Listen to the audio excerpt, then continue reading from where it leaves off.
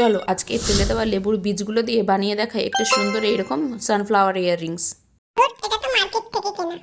আরে না না, পুরো প্রসেসটা দেখো, তুমিও বুঝে যাবে। প্রথমে দুটো সার্কেল নিয়ে সেটাকে কাট করে নিতে হবে, তারপর সেই সার্কেলগুলোর মধ্যে ভালো করে গ্লু অ্যাপ্লাই করতে হবে এবং যে লেবুর দানাগুলো ছিল সেগুলোকে একটার পর একটা স্টিক করে যেতে হবে।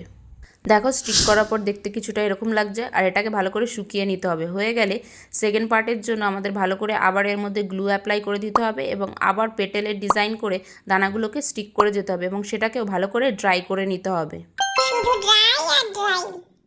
এই জিনিসটা বানানোর ক্ষেত্রে আমাদের এটাই মাথায় রাখতে হবে যাতে সম্পূর্ণ জিনিসটা ভালো করে ড্রাই হয়। হওয়ার পর এটা কতটা শক্ত হয়েছে সেটা তোমরা বুঝতেই পারছো। যেহেতু এখানে একটা সানফ্লাওয়ার ডিজাইন দেবো তাই জন্য সুন্দর করে ইয়েলো কালার করে নিয়েছি এবং মিডিলটার মধ্যে ব্ল্যাক কালারের ক্লে দিয়ে নিয়েছি। এবার যে কোনো একটা ছুচালো জিনিস দিয়ে এরকম একটা টেক্সচার বানিয়ে নিতে হবে। তারপর পিছনে গ্লু দিয়ে ইয়াররিংসটা অ্যাটাচ করলে রেডি হয়ে যাবে আমাদের সুন্দর এই সানফ্লাওয়ার ডিজাইনের ইয়াররিংসটা।